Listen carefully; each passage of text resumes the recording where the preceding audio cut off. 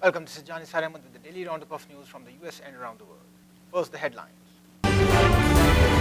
More than 300 Hollywood women launch anti-harassment plan. Saudi, UAE introduce value-added tax in first for Gulf. Governor of New York, Andrew Cuomo, touts legislative wins, appears to knock de Blasio. Revelers around the globe ring in 2018 amid heightened security. Return of diphtheria rings alarm in Bangladesh. Outbreak kills 27 Rohingyas so far, 2,700 more infected. And now the details. Top Hollywood women launch anti-harassment plan.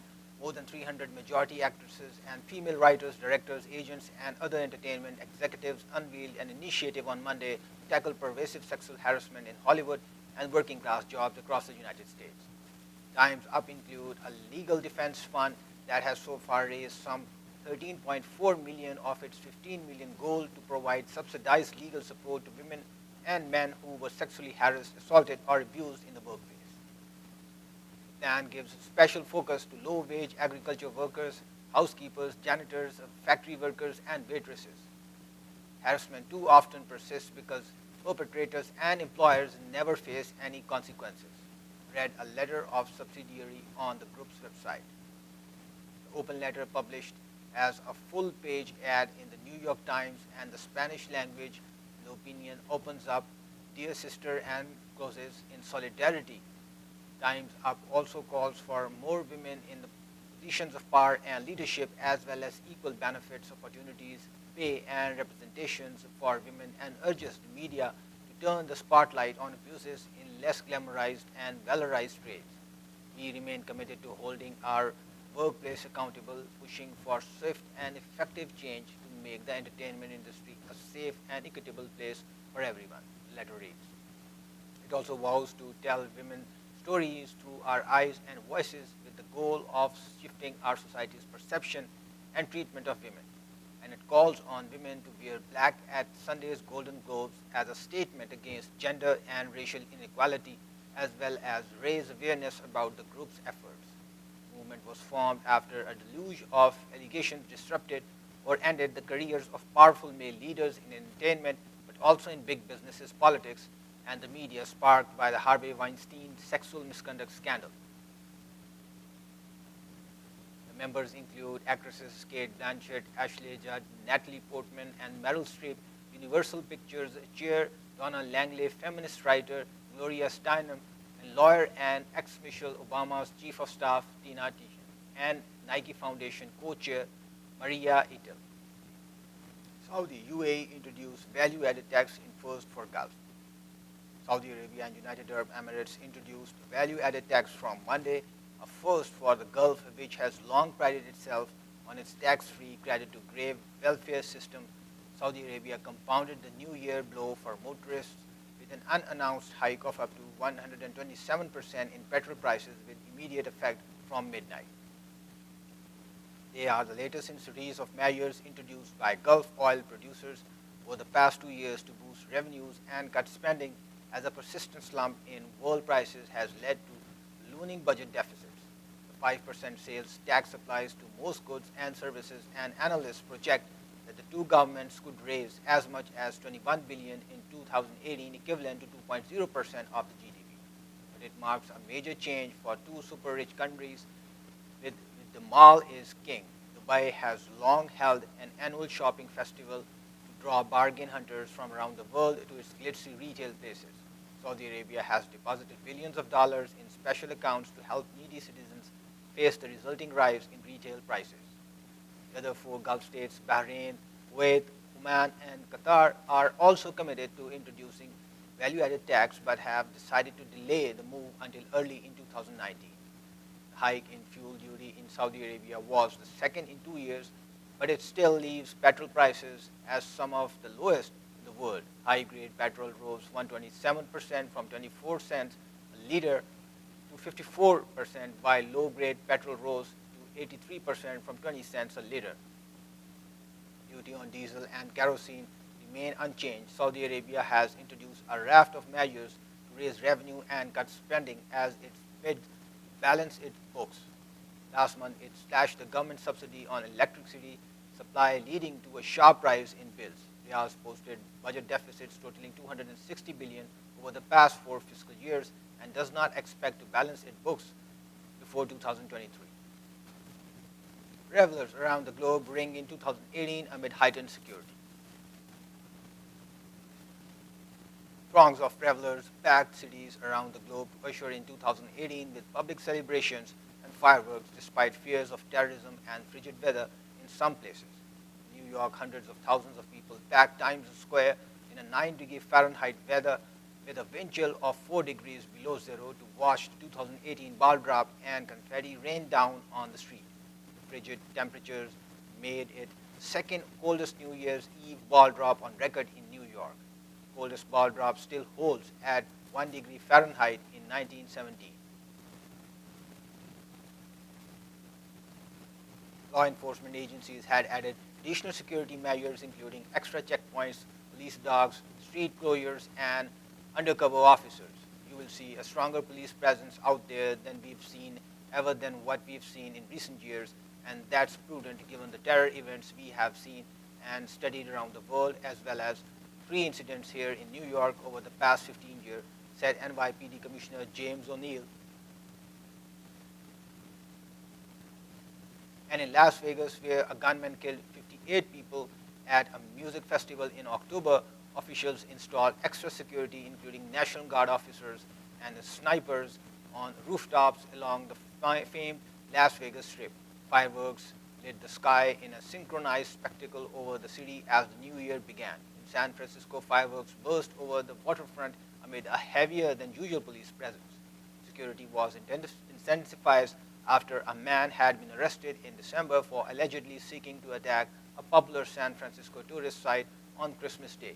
Around the world, cities celebrated the new year with spectacles of fireworks.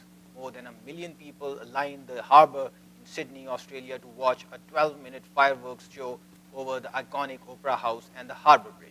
Across Asia, people crowded into waterside viewing areas to see fireworks burst over Shanghai, Singapore, Hong Kong, and other cities. Cuomo touts legislative wins, appears to knock de Blasio. Governor of New York Andrew Cuomo on Sunday praised changes coming to New York for the first new year, including paid family leave, a tax cut for the middle class, and increase in the state's minimum wage. Cuomo applauded the legislative accomplishments which take effect this week while at the West Side YMCA on West 64th Street. There is nothing we cannot do if we focus on it. It's our apathy that stops us from solving these problems, Cuomo said. At one point, Cuomo decried a lack of progress on homelessness and reform on Rikers Island in an apparent shot at Mayor Bill de Blasio, a fellow Democrat with whom he has feuded repeatedly. There is no reason you have homeless people on the street in 2018. There's no reason, but you choose not to do anything about it, Cuomo said. He went on to say there's no reason why you leave young black men locked up on Rikers Island. 75% haven't even been convicted of a damn thing, and you're leaving them locked up. Cuomo never mentioned de Blasio by name.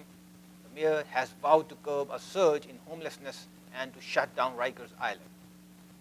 A spokeswoman for de Blasio told the New York Post the mayor's made dramatic progress in creating a correction system that's smaller and safer, and he's following through on his commitment to close Rikers Island. Cuomo has been contrasting his progressive agenda with Trump's agenda, and there is speculation Cuomo may run for president someday.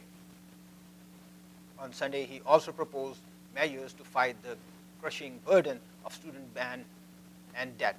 Changes to the minimum wage take effect Sunday. The minimum wages goes up to $13.50 for large companies and up to $13 for small companies. In Nassau, Suffolk, and Westchester counties, the minimum wage for all companies rises to $11. For the rest of the state, it rises to $10.40. And on Monday, New York will join California, New Jersey, and Rhode Island in requiring employers to give workers paid leave to bond with a baby, care for a close relative with a serious illness, or help loved ones during a family member's military deployment. A new middle class tax cut also goes into effect on Monday. Short of physicians, Gujarat to let school kids act as doctors. Gujarat, which has been witnessing a shortage of specialist doctors, especially in rural areas, has come up with a unique concept. Will now look after children's wellness under the state school health program. As the department officials said, a kid doctor named Kajal Bhupati, a class 6 student at a government school in Navagan village of Aravalli district, has been nominated for the pilot project aimed at primary schools.